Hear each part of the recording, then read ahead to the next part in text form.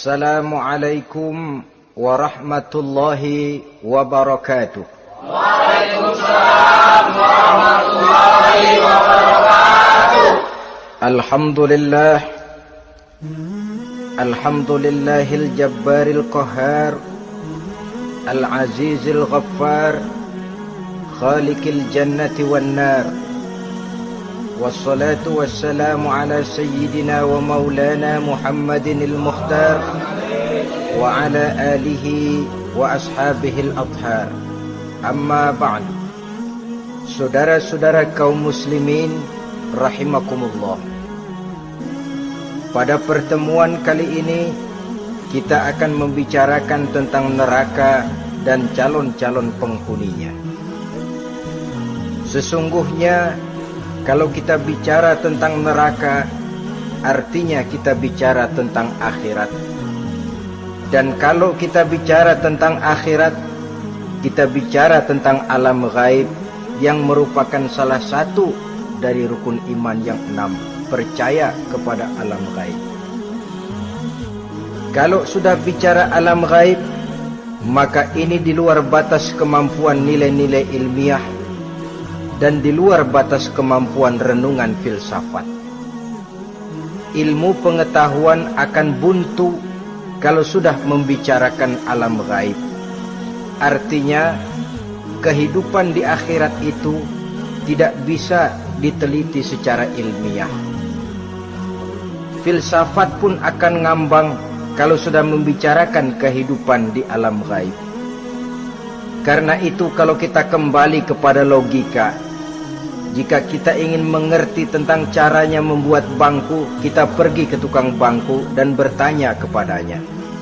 Kita ingin mengerti cara membuat mobil, kita pergi ke tukang mobil, ke bengkel mobil dan bertanya kepada ahlinya. Pun dalam urusan alam gaib, sudah sewajarnya kita kembali kepada penjelasan dari sang pencipta alam gaib, yakni Allah subhanahu wa ta'ala. Dan melalui kitabullah Al-Quranul Karim, Allah telah menjelaskan masalah-masalah gaib berupa kehidupan di sorga dan neraka itu secara jelas dan pasti. Dengan kata lain, di dalam membicarakan tentang neraka ini, yang menjadi dasar daripada pemikiran kita adalah rasa iman kepada Allah subhanahu wa ta'ala. Karena soal neraka tidak pernah bisa dibuktikan dengan ilmu pengetahuan. Tidak bisa diselidiki sebab orang yang sudah pulang ke sana pun tidak pernah kembali lagi kemari untuk kita tanya bagaimana hal ihwal keadaan di sana. Saudara-saudara kaum muslimin rahimakumullah. Neraka dalam istilah Quran selalu disebut dengan narun, yaitu suatu tempat di akhirat nanti yang wujudnya berupa api yang bergejolak, bernyala dengan teramat dahsyatnya, sehingga dapat mengelupaskan kepala setiap orang dan menjulang ke hati. Diriwayatkan oleh Imam Bukhari dan Muslim bahwa Rasulullah sallallahu alaihi wasallam pernah bersabda, "Narukum hazihi allati tuqiduna juz'un min 70 jazaan min harri jahannam." Qalu, "Wallahi in kanat lakafiyatun ya Rasulullah." Qala, "Fa innaha fadulat bi 69 jazaa." Apimu yang kamu pakai di dunia ini, kata Nabi, untuk memasak, untuk menyalakan lampu, api yang kau pakai di dunia ini cuma satu bagian kecil dari 70 kali bagian panasnya neraka jahanam.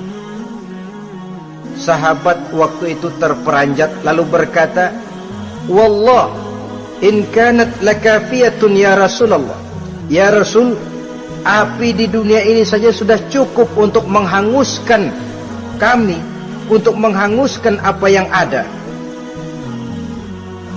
Bersabda Rasulullah sallallahu alaihi wasallam, maka sesungguhnya api neraka itu dilebihkan panasnya dengan 69 kali daripada panasnya api di dunia ini.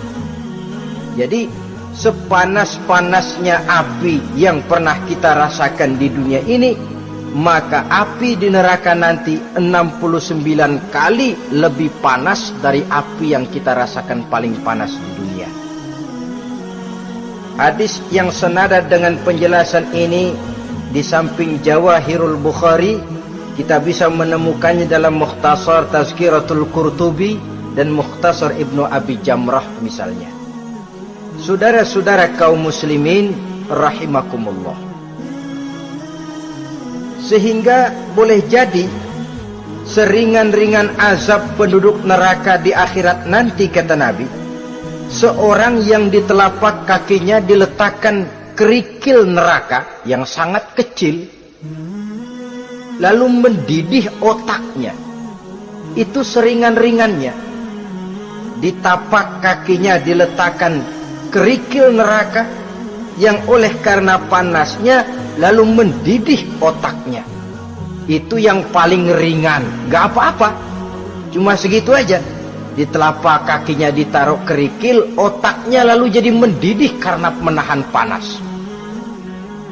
Pantas kalau satu hari Luqmanul Hakim pernah memberikan nasihat kepada anaknya, kata beliau, "Anakku, kerjakanlah dosa seberapa kekuatanmu menanggung azab Allah, dan laksanakan ibadah seberapa hajat dan keperluanmu kepada Allah. Berapa banyak hajatmu kepada Allah, begitulah kamu harus beribadah. Kalau kamu merasa tidak berhajat dan tidak perlu apa-apa kepada Allah, ya tidak usah ibadah." Logikanya kan begitu. Saudara-saudara, dalam hidup ini ada nggak yang nggak perlu kepada Allah? Ada nggak? Seluruh kita memerlukan Allah. Karena itu Luqman betul dengan bahasa diplomatis, "Anakku, kerjakan ibadah seberapa hajatmu kepada Allah. Makin banyak hajatmu kepada Allah, makin banyak hendaknya kamu melaksanakan ibadah. Tapi kalau kamu sudah merasa bisa hidup tanpa Allah, persilahkan kamu tidak usah ibadah." Sebaliknya, kerjakan dosa seberapa kekuatanmu menanggung azab siksaan Allah. Kalau merasa sudah belajar ilmu kebal, kira-kira di neraka nanti nggak apa-apa, persilahkan kerjakan dosa sebanyak-banyaknya.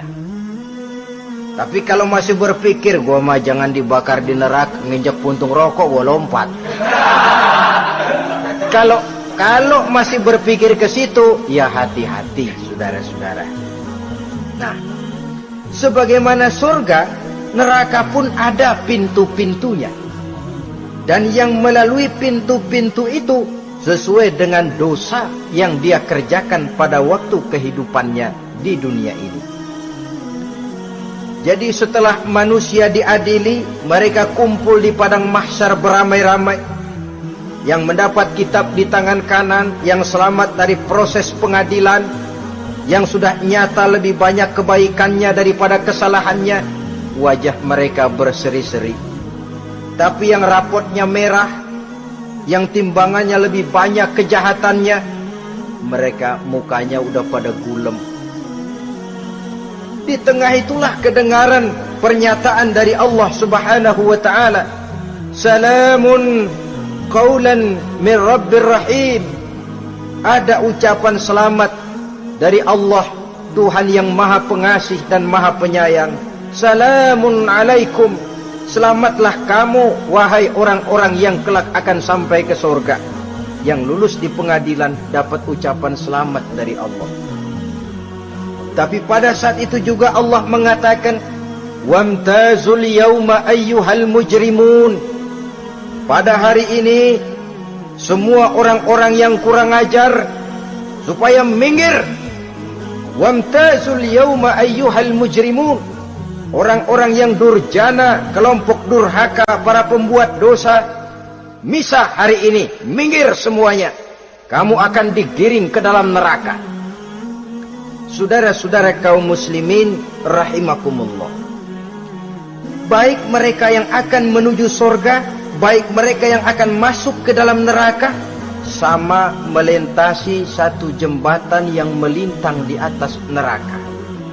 Dalam surah Maryam ayat 71 dan 72, walaupun jembatan itu tidak digambarkan secara jelas, tapi kita temukan penjelasan Allah sebagai berikut. Wa inna minkum illa wariduha kana ala rabbika hatman maqdiya thumma nunajjil ladzina taqaw wa nazaru zalimina fiha jasiya. Saudara-saudara, dan tidak ada setiap orang pun kecuali mereka akan melalui api neraka itu. Adapun orang-orang yang bertakwa, mereka diselamatkan oleh Allah, sedangkan orang-orang yang zalim, mereka terlempar ke dalam jurang neraka. Nah, itu yang dinamakan dengan sirat. Ada memang riwayat menjelaskan bahwa sirat itu kecilnya seperti rambut dibelah 7, tajamnya lebih tajam dari mata pedang.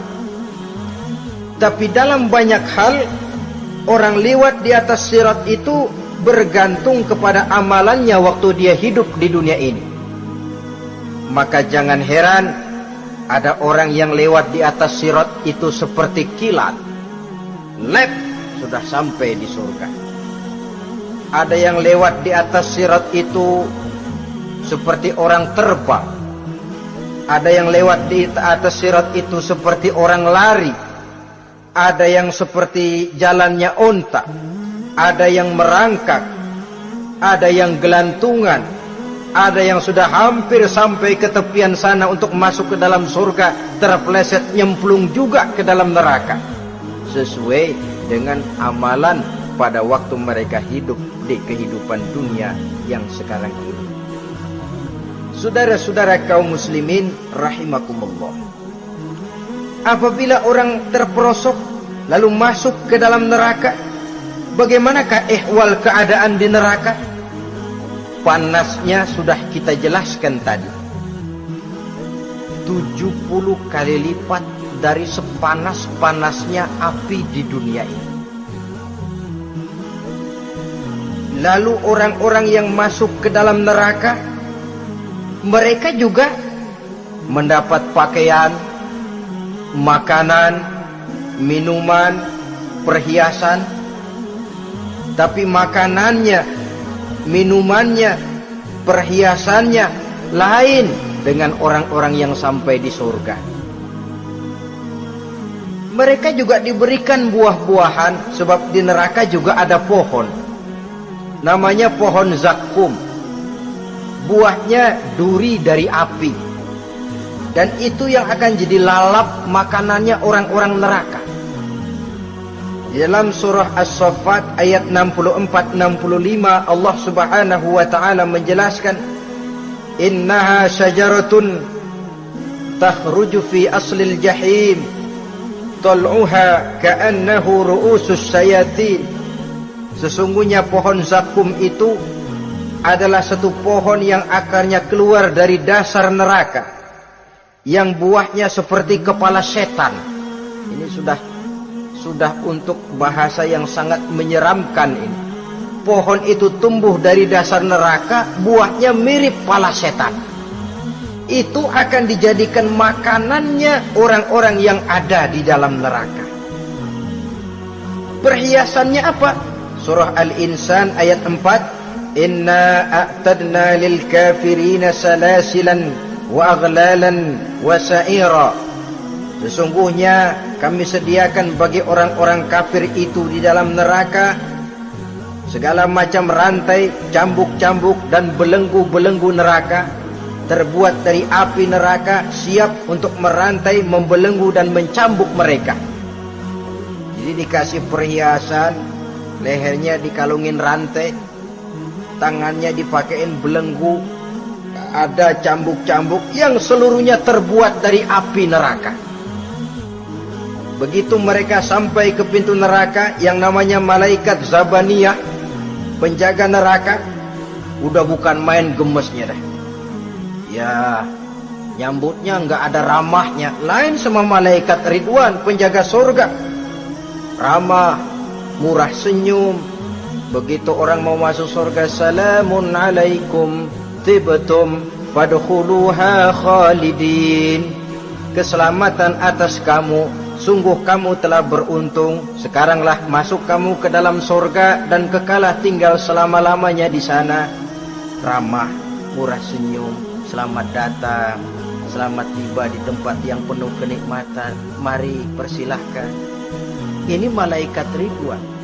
Malaikat Malik, malaikat Zabaniyah lain lagi. Dia nungguin pabrik. Sadis menerima, matanya melotot.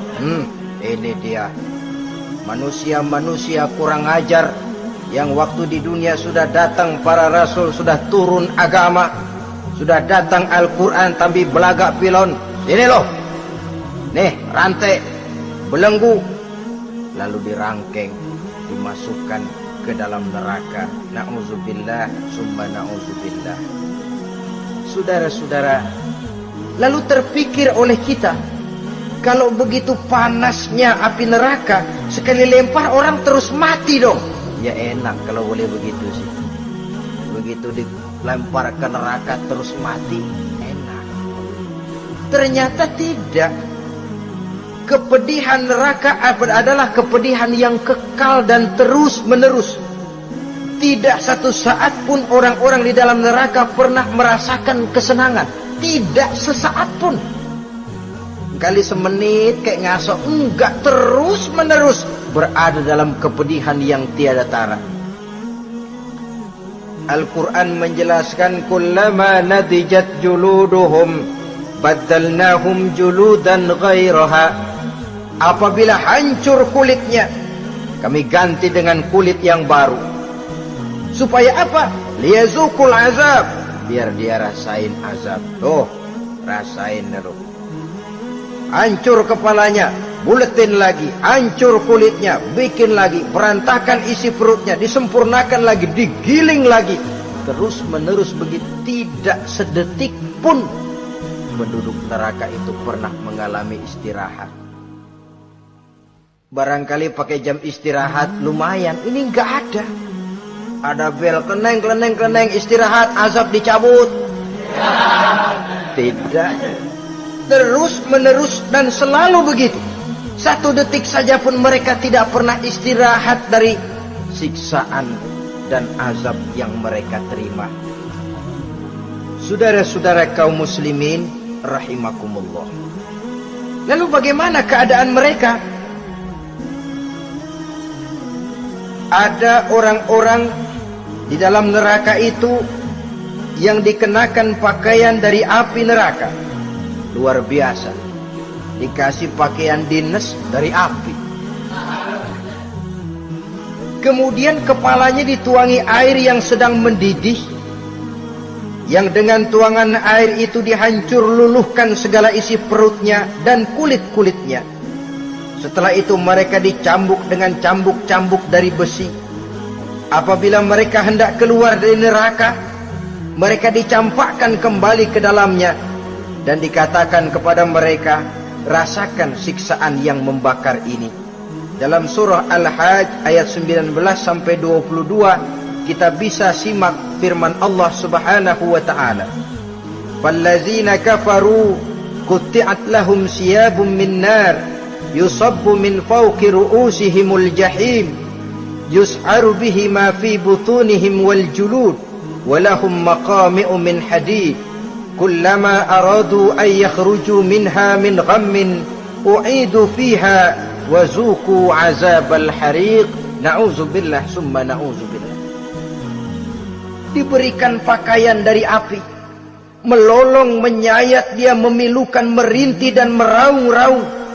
Lalu kepalanya diguyuri dengan air yang sangat mendidih. Hancur luluh isi perutnya, masih dicambuk lagi dengan cambuk-cambuk dari besi. Mereka merambat, mereka meraung, mereka hendak lari, mereka ingin keluar dari neraka. Tapi tiap kali mereka merambat ingin keluar, ditarik lagi. Kalau ucara kita, ayo, mau kemana lo? Apa kata malaikat penjaga neraka? Zuku azabal hariq, rasa ini makan pencarian lo waktu di dunia. Saudara-saudara, lalu ada pula siksaan penduduk neraka itu, di mana dahi, lambung dan punggung mereka dipanggang dengan api neraka. Allah Karim, kita di dunia ini tertusuk paku saja waktu berjalan sudah bukan main pedihnya. Tertusuk duri saja sudah bukan main pedihnya.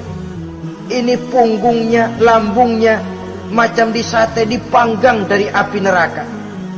Dalam At-Taubah ayat 35 kita temukan firman Allah, fi nari jahannama fatukwa biha hibahuhum wa junubuhum wa zuhuruhum, na'udzubillah summa na'udzubillah. Kemudian ada pula penduduk neraka itu yang disiksa, lehernya diikat dengan rantai, mereka spontan diseret-seret dengan sekeras-kerasnya dan dilemparkan ke dalam lautan air yang sedang mendidih. Kemudian mereka dibakar dalam api yang bergejolak dan menyala-nyala. Pada surah Al-Mu'min ayat 71 dan 72 Allah Subhanahu wa ta'ala menjelaskan, izil aghlalu fi a'nakihim wassalasil yushabuna fil hamim summa fin nari yusjaru. Ketika belenggu dan rantai dipasang di leher mereka supaya mereka diseret ke dalam air yang sangat panas, kemudian mereka dibakar dalam api. Ada lagi penduduk neraka yang dipegang jambulnya lalu diseret ke tengah-tengah neraka, kemudian kepalanya digerujuki dengan air yang mendidih seperti yang dijelaskan dalam surah Ad-Dukhan ayat 47 dan 49. Pendeknya, azab dan siksaan neraka itu sesuailah dengan amalan dosa yang dikerjakan manusia pada waktu kehidupan di dunia ini. Maka dalam puncak perjalanan Mi'raj misalnya, kepada Rasulullah sallallahu alaihi wasallam diberikan berbagai macam penglihatan sebagai contoh dan tamsil dari kehidupan di dunia ini. Sejak dari penglihatan di jalan sampai kepada penglihatan surga dengan segala kenikmatannya dan neraka dengan seluruh azabnya, seluruhnya merupakan contoh teladan. Misalnya dalam perjalanan ketika hendak Mi'raj itu, sebelum berangkat Rasul disodorkan 2 minuman, segelas berisi arak, segelas lagi berisi susu. Kata malaikat Jibril, ambillah salah satu minuman itu ya Muhammad. Lalu Rasul dengan tidak ragu-ragu, mantap betul beliau mengambil gelas yang berisi susu, lalu beliau minum. Setelah beliau minum itu, malaikat Jibril berkata, "Shaddaqta ya Muhammad." Engkau telah benar Muhammad. Laqad asabtal haq, pilihanmu tepat. Kenapa ya Jibril? Untung susu yang kamu minum Muhammad. Kalau arak yang kamu ambil, pasti umatmu bakal jadi umat yang teler semua. Ini pun satu contoh buat kita semua, bahwa dalam kehidupan kita selalu berhadapan dengan susu dan arak, berhadapan dengan hak dan batil, berhadapan dengan benar dan salah. Maka hati-hati kita jangan sampai salah pilih karenanya. Lalu yang ada kaitannya dengan persoalan kita, penglihatan yang diberikan Allah kepada beliau di neraka. Beliau melihat sekelompok orang dilontari kepalanya dengan batu dari api neraka. Tiap kali dilontari kepala itu hancur berkeping-keping, berantakan otaknya, lalu dibulatkan kembali. Setelah kepala itu bulat kembali, disambitin lagi, menjerit, meraung, merintih kesakitan, hancur kepalanya, berantakan otaknya, lalu dibulatkan lagi, terus menerus begitu, tidak pernah berhenti. Sampai Rasul bertanya, ya Jibril, ini orang kenapa kepalanya dilontari dengan api neraka sampai hancur lalu dibulatkan kembali? Kata malaikat Jibril, ya Muhammad, itulah contoh daripada umatmu yang berat untuk sujud kepada Allah Tuhannya. Itulah contoh dari umatmu yang waktu hidup di dunianya tidak pernah mendirikan solat sama sekali. Sombong yang paling sombong adalah sombong kepada Allah. Artinya tidak mau sujud kepada Sang Maha Penciptanya. Jadi barangkali saudara punya cita-cita atau keinginan, saya mau yang ini saja, persilahkan, gak usah sembahyang. Lalu ada lagi sekelompok kaum, perutnya besar sebesar rumah, dililit dengan kala dan ular dari api neraka, diseret-seret dia di jurang neraka, dipatoki ular, hancur perutnya, dibulatkan lagi perut itu, diseret kembali, hancur lagi, dibulatkan lagi, terus menerus seperti itu. Kata Nabi, ya Jibril, ini apa lagi?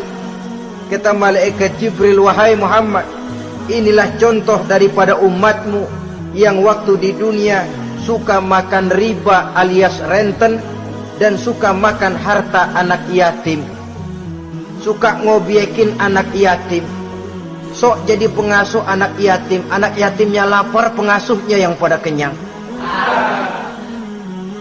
Saudara hadirin yang saya muliakan, orang yang makan riba alias renten, orang yang makan harta anak yatim, begitu gambaran yang diperlihatkan kepada baginda Rasulullah sallallahu alaihi wasallam.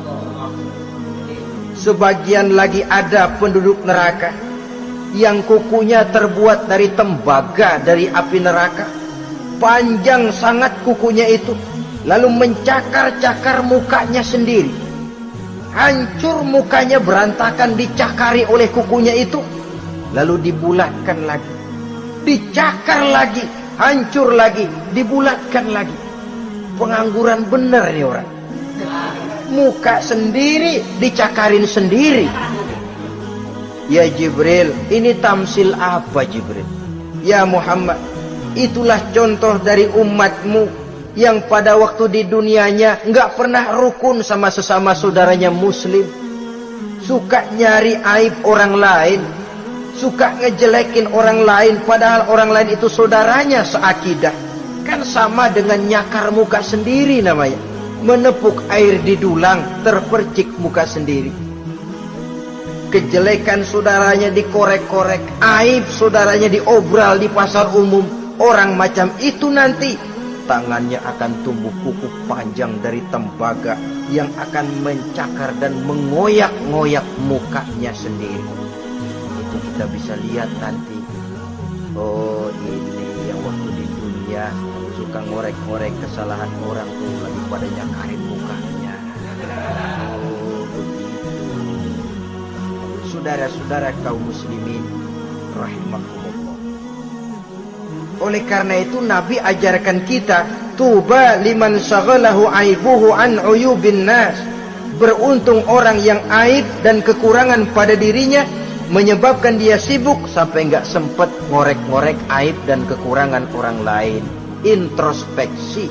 Beruntung orang yang celak dirinya menyebabkan dia sibuk dan tidak sempat ngorek-ngorek aib pada diri orang lain.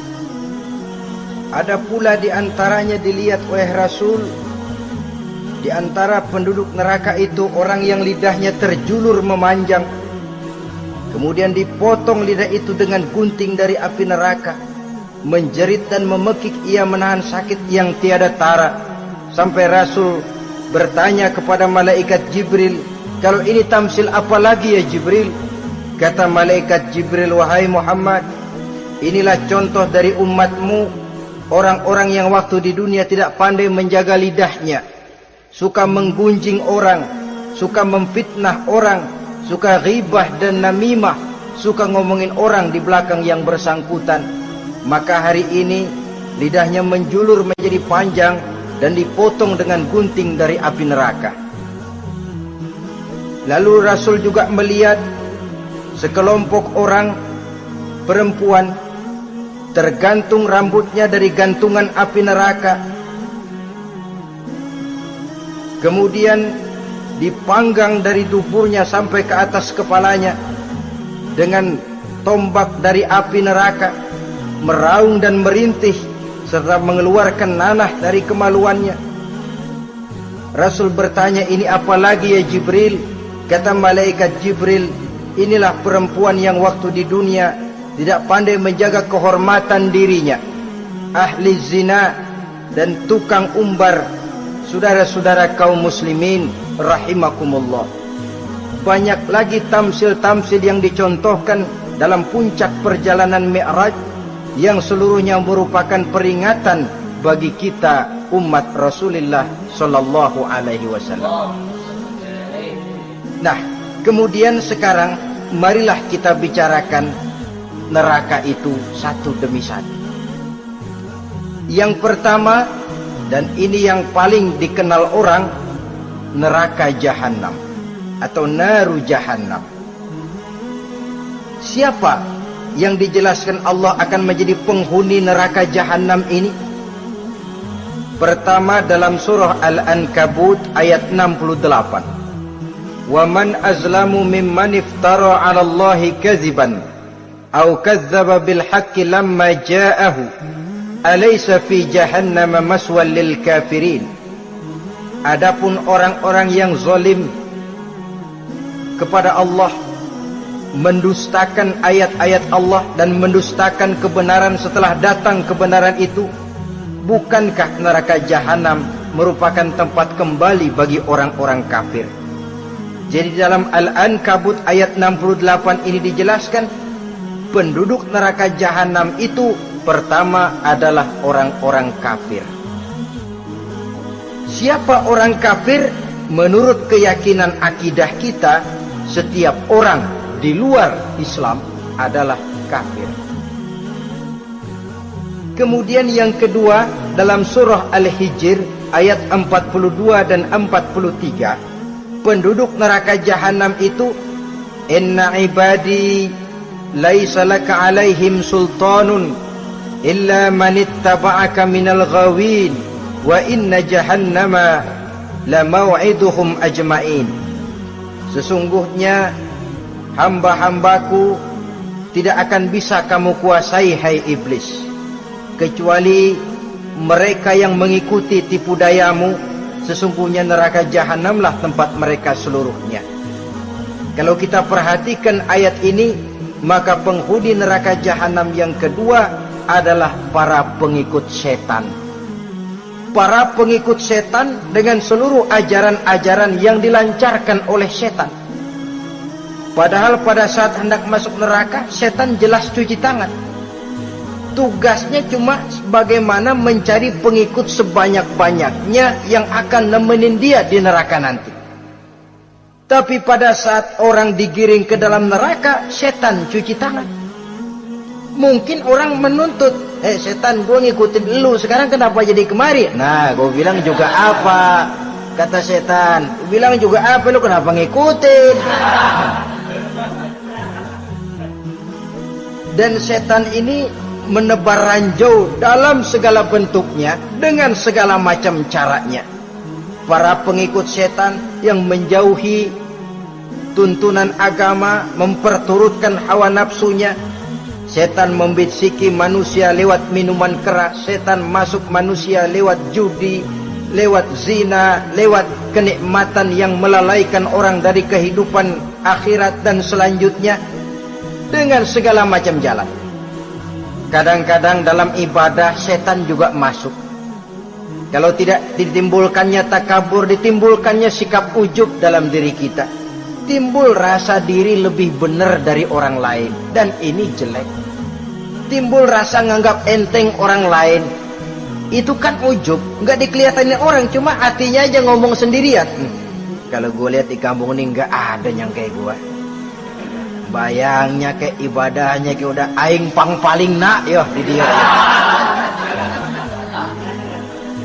Itu juga bisikan iblis. Dan dia tidak segan-segan mengaku jadi Tuhan iblis itu.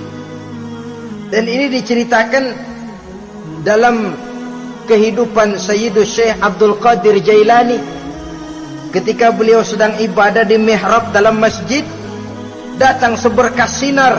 Sinar itu ngomong, ya Abdul Qadir ana rabbuk. Hai Abdul Qadir, aku Tuhanmu, kata cahaya tadi. Sudah cukup kamu ibadah Abdul Qadir. Sembayangmu udah banyak, puasamu udah banyak, jihadmu cukup. Maka mulai sekarang berhenti dah ibadah. Aku bolehkan kepada kamu segala yang dilarang. Cuma yang didatangi Syekh Abdul Qadir. Sehingga mendengar cahaya tadi ngomong begitu, beliau ambil kasut sendal, disambitnya cahaya tadi, izhab ya la'in, pergi laknat terkutuk iblis kamu. Masa saya disuruh berhenti sembahyang karena hati saya sudah baik? Kalau hati sudah baik lalu boleh berhenti sembahyang, mestinya yang paling dulu berhenti sembahyang Nabi Muhammad, sebab beliau orangnya paling baik. Tapi Nabi hatinya baik, sholat jalan terus, hukum halal haram berlaku. Kadang-kadang orang sekarang baru ibadah dikit banget merasa dapat bisikan katanya, wangsit. Ya berhenti sembahyang madep ulun, madep ngudek sembahyang. Bikin ajaran yang aneh-aneh. Nah kalau satu orang boleh dapat wangsit, saya juga boleh dong ngomong dapat wangsit. Saya juga boleh dong mendirikan aliran kepercayaan. Saya ngilang dulu dari kampung saya kira-kira 3 tahun. Saya nyepi di kaki Gunung Salak, pulang piara jenggot pakai belangkon. Di depan nama saya pakai embel-embel mbah.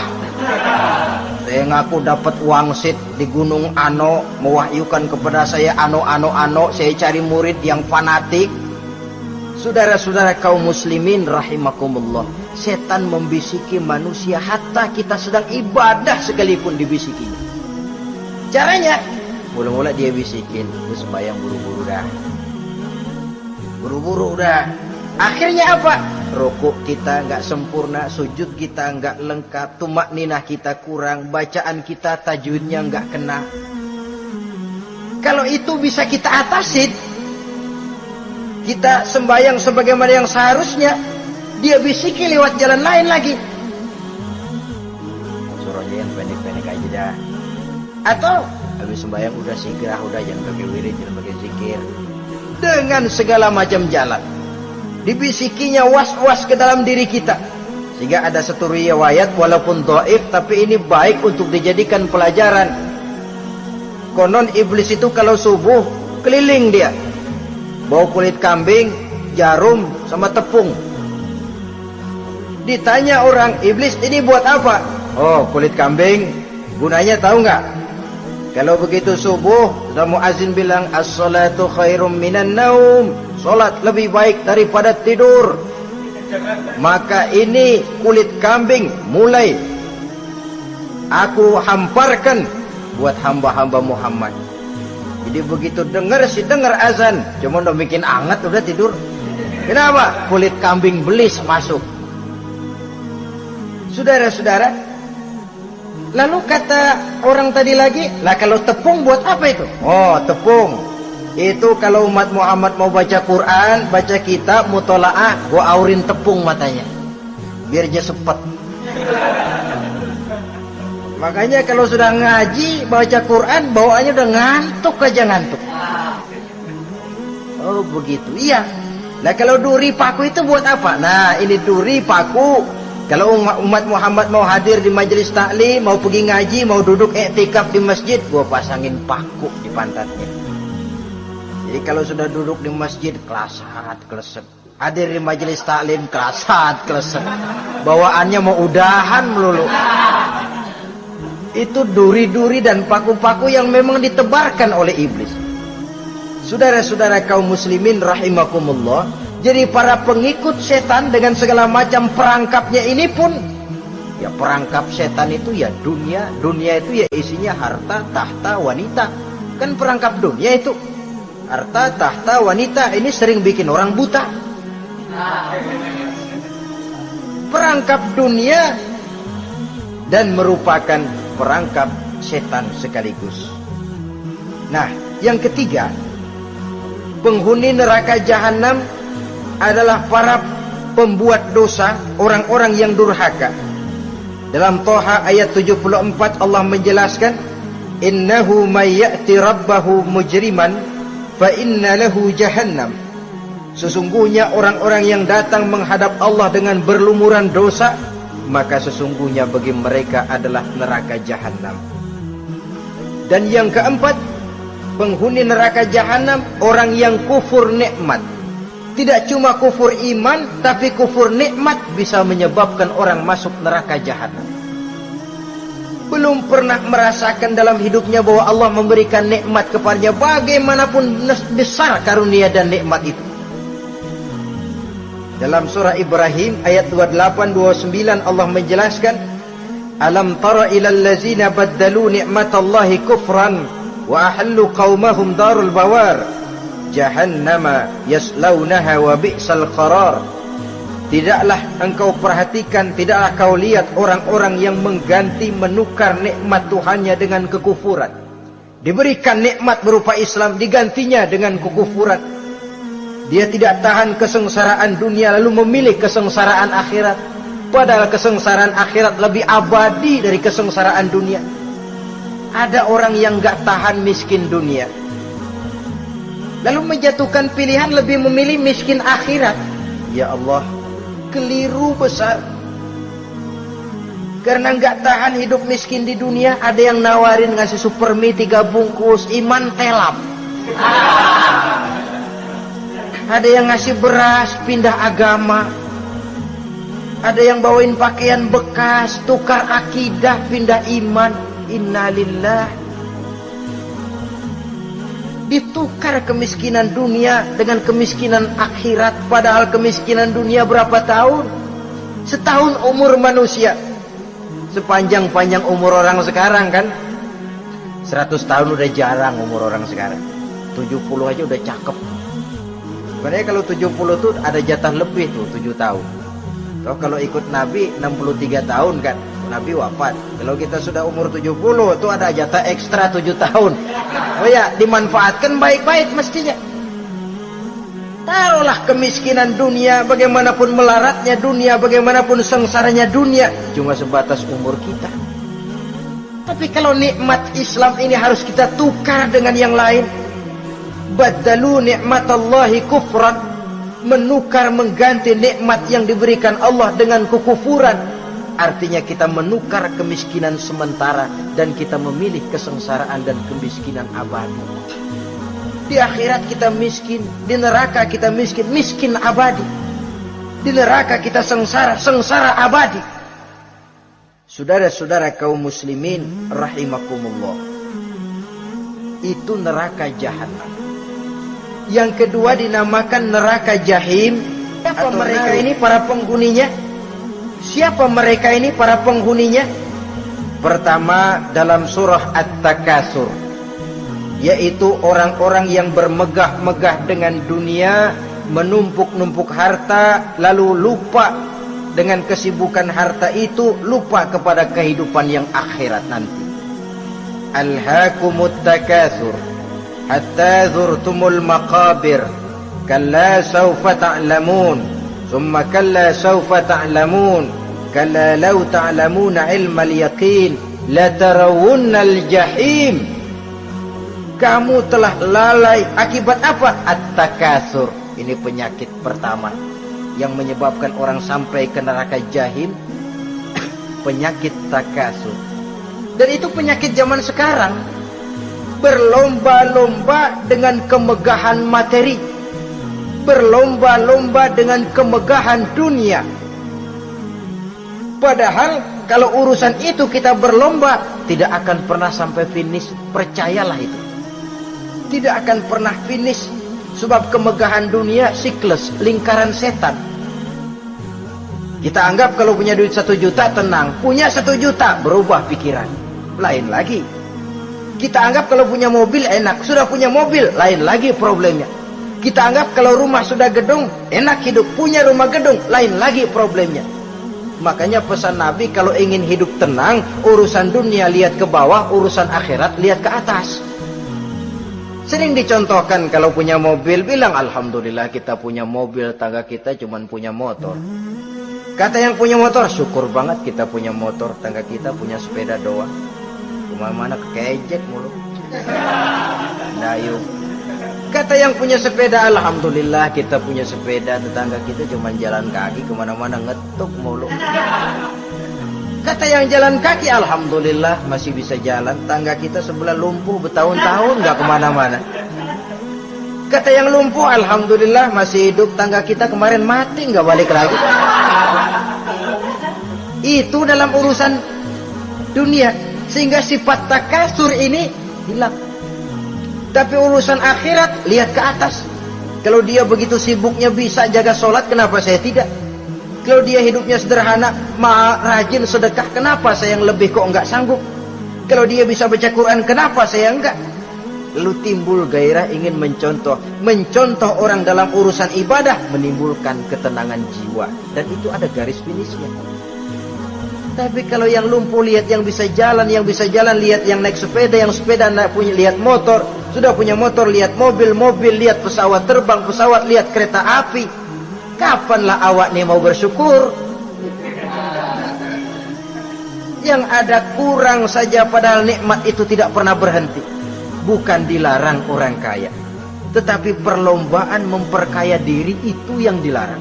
Karena kalau sudah perlombaan namanya jor-joran sifatnya. Prinsipnya tujuan menghalalkan cara ini yang dijaga oleh agama.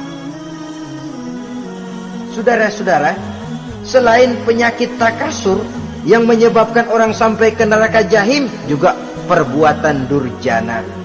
Dalam Al-Infitor ayat 13-14, innal abrara lafi na'im wa innal fujjara lafi jahim. Orang-orang yang berbakti, berbuat kebajikan, mereka akan mendapatkan neraka surga naim. Tetapi orang-orang yang fujar, durjana, kurang ajar, durhaka, lafi jahim, mereka akan mendapatkan neraka jahim. Lalu siapa lagi penghuni jahim itu? Orang-orang yang menentang dan menantang ayat-ayat Allah. Wallazina sa'au fi ayatina mu'ajizin ulaika ashabul jahim. Dan orang-orang yang berusaha menantang ayat-ayat Allah sehingga melemahkan orang-orang yang mau mengikuti rasul-rasul Allah. Menantang ayat Allah dan membuat lemah orang yang mengikuti rasul, melemahkan semangat orang yang mau mengikuti khitah dan perjalanan rasul. Kamu bangun masjid, iya. Murabeh, berat, jangan. Jangan aja kapok. Majelis taklim pahit, ngaji berat, melemahkan ini. Sudah dia rusak, merusak lagi. Kalau rusak kan cuma sendirian. Ini tidak, sudah rusak, merusak. Mu'ajizin, melemahkan orang-orang yang mau mengikuti ayat-ayat Allah. Dan itu tidak jarang zaman sekarang ini. Orang yang melemahkan semangat kita dalam berjuang menegakkan kebenaran. Kita yakin Islam agama yang benar, kita yakin Islam agama yang sempurna. Ada saja orang yang melemahkan semangat kita, yang berteori bahwa ada ayat-ayat Quran yang tidak relevan lagi dengan situasi dan kondisi, yang berteori bahwa Nabi Muhammad cuma sebagai manusia biasa yang tidak terlepas kemungkinan dari salah. Pendeknya melemahkan nilai-nilai semangat kita untuk memperjuangkan Islam ini. Ini pun termasuk mu'ajizin. Mereka akan menemukan nanti di akhirat kapling di dalam neraka yang dinamakan neraka jahim. Na'udzubillah summa na'udzubillah. Yang ketiga, saudara-saudara, di antara nama neraka itu adalah neraka hawiyah. Siapa penghuni neraka hawiyah ini? Dalam surah Al-Qari'ah ayat 8-11 dijelaskan secara simpel, wa amma man khaffat mawazinuhu fa ummuhu hawiyah. Adapun orang-orang yang ringan timbangan kebaikannya, maka tempatnya adalah neraka hawiyah. Artinya orang ini lebih berat timbangan kejahatannya, sedikit kebaikannya, sehingga jadi ringan di timbangan akhirat nanti. Solat, puasa, zakat, tapi dosa yang dikerjakan masih lebih banyak ketimbang kebaikan yang dikerjakannya itu. Maka orang semacam ini apabila tidak mendapat syafaat, maka dia akan masuk ke dalam neraka yang namanya neraka hawiyah. Lalu yang keempat, neraka wail. Dalam surah Al-Ma'un ayat 1-7 garis besarnya yang mendapat neraka wail adalah para pendusta agama. Siapa sih pendusta agama itu? Ara'aita allazi yukazzibu biddin? Tidakkah kamu lihat siapa orang-orang yang mendustakan agama? Mendustakan agama, beragama tapi bohong, sholatnya bohong, hajinya bohong, puasanya bohong, mendustakan agama. Siapa mereka? Fazalikal ladzi yad'ul yatim. Pertama, orang yang suka menghardik anak yatim. Anak yatim yang lemah, anak yatim yang tidak berdaya, yang hidup dipayungi kemiskinan dan kekurangan, bukan ditolongnya, malah dihardiknya. Jangan lupa, saudara yang sudah 2-3 kali pergi ke Makkah, saudara yang khusyuk dalam sujudnya, saudara yang mantap dalam puasanya, mungkin saja bisa terhalang masuk ke dalam surga, karena di samping rumah saudara ada anak yatim merintih menahan lapar dan haus. Saudara tahu, saudara mampu, tapi saudara diam saja, tidak mau mengulurkan tangan. Mungkin itu yang akan mengganjal saudara untuk masuk ke dalam surga. Wala yahuddu ala tu'amil miskin. Mereka membiarkan fakir miskin, tidak memberikan makan. Kemudian fawailul lil musallin. Mereka juga melalaikan solat. Allazina hum an solatihim sahun. Allazina hum yura'un. Mereka juga riak di dalam amalnya. Saudara hadirin kaum muslimin rahimakumullah, melalaikan solat, kemudian riak dengan amalnya, termasuk amalan solatnya. Kalau jadi imam, bahasanya dibuat sepasih-pasihnya, surahnya yang panjang-panjang, paling pendek sabbihis sama wadduha. Tapi kalau solat sendirian cukup qul huwallahu ahad sama inna a'tainakal kautsar. Hilang lagi nilai keikhlasannya. Dan terakhir, mereka enggan untuk membayar zakat. Yang memenuhi ciri-ciri inilah yang dikatakan sebagai pendusta agama. Menghardik yatim, membiarkan fakir miskin, melalaikan solat, riya, dan enggan membayar zakat.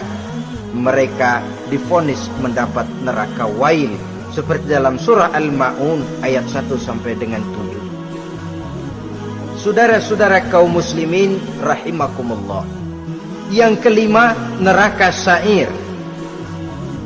Neraka sa'ir ini pertama buat mereka yang memakan harta yatim. Kalau tadi tidak mau membantu, ini malah membantu tapi tujuannya malah ngobyekin anak yatim. Mereka yang memakan harta yatim, dalam An-Nisa ayat 10, innal ladzina ya'kuluna amwalal yatama zulman innama ya'kuluna fi butunihim nara wa sayaslawna sa'ira. Sesungguhnya orang-orang yang memakan harta anak-anak yatim dengan zalim, mereka sebenarnya telah memakan neraka, memasukkan api neraka ke dalam perutnya. Mereka akan dilontarkan ke neraka sa'ir. Selain itu, orang-orang yang mengingkari apa yang diturunkan oleh Allah Subhanahu wa ta'ala, mengingkari kebenaran Quran, mengingkari Rasul, pendeknya mengingkari Islam, dijelaskan dalam surah Luqman ayat 21. Yang keenam, saudara-saudara, yang dinamakan dengan neraka laza namanya. Pertama, untuk pembangkang dan orang yang menjauhi agama. Yang kedua, orang yang berpaling dari kebenaran. Dan yang ketiga, orang yang suka menumpuk-numpuk harta dan menyimpannya, tidak mau membayar zakat, infak, apalagi sedekah. Ini kita temukan penjelasannya dalam surah Al-Ma'arij ayat 15 dan 17. Yang ketujuh dinamakan neraka Sakor. Siapa penghuni neraka Sakor ini? Pertama, orang yang tidak pernah sholat. Yang kedua, tidak pernah memberi makan orang-orang miskin. Yang ketiga, ahli membicarakan yang batil. Strategis betul dia, ulung kalau sudah mengatur kebatilan. Kemudian yang keempat, orang yang mendustakan hari akhir. Dalam surah Al-Muddatsir ayat 42 sampai 47, kepada penduduk neraka Saqar ditanya, "Ma salakakum fis Saqar?" Apa yang menyebabkan kamu masuk ke dalam neraka Saqar? Qalu lam naku minal musallin wa la naku nut'imal masakin wa kunna nakhudu ma'al khaidin wa kunna nukadzibu yaumaddin. Mereka menjawab, kami di dunia tidak pernah sholat, tidak pernah memberi makan fakir dan miskin. Kami selalu berkumpul dengan orang-orang yang batil dan membicarakan kebatilan, dan kami mendustakan adanya hari akhir. Yang kedelapan, yang terakhir adalah neraka Hutamah. Ini diperuntukkan bagi para pengumpat, pencela, para penghina orang lain, mencari aib saudaranya, kemudian juga mereka menumpuk, menghitung-hitung harta, lalu kikir dan bakhil dengan hartanya itu. Dalam surah Al-Hujurat ayat 11-12, kemudian surah Al-Humazah ayat 1 sampai dengan 7, kita temukan penjelasan itu. Pada akhirnya saudara-saudara, kalau penduduk surga mereka kekal di dalamnya, maka penduduk neraka ini ada dua macam. Ada penduduk musiman, ada penduduk permanen. Kalau yang namanya penduduk permanen itu sudah punya paspor KTP. Memang penduduk permanen itu mereka yang kekal selama-lamanya di dalam neraka. Mereka lah orang-orang musyrik dan orang-orang kafir, termasuk orang-orang munafik. Bahkan lebih dahsyat lagi yang namanya munafik. Kata Allah, innal munafiqin fid darkil asfal minan nar. Orang munafik itu berada di dasar jurang neraka yang paling bawah, keraknya neraka. Saudara-saudara, adapun penduduk yang semi permanen, ia masuk neraka buat sementara saja, sekedar dengan dosa-dosa yang dikerjakannya. Mereka adalah orang-orang mukmin yang asli, orang-orang Islam yang waktu di dunianya berbuat dosa. Mereka masuk ke dalam neraka, menerima azab sesuai dengan dosa yang dikerjakannya. Setelah itu mereka akan diangkat dari surga untuk ditempatkan di dalam. Mereka akan diangkat dari neraka untuk ditempatkan di dalam surganya Allah Subhanahu wa ta'ala. Seperti banyak dijelaskan dalam hadis-hadis sahih yang diriwayatkan oleh Imam Bukhari dan Muslim. Nah, inilah sekelumit tentang neraka dan calon-calon penghuninya. Mudah-mudahan Allah jauhkan kita, Allah jauhkan anak cucu kita, Allah jauhkan seluruh keluarga kita dari neraka dan dari azab neraka. Terima kasih dan mohon maaf. Wassalamualaikum warahmatullahi wabarakatuh. Waalaikumsalam warahmatullahi wabarakatuh.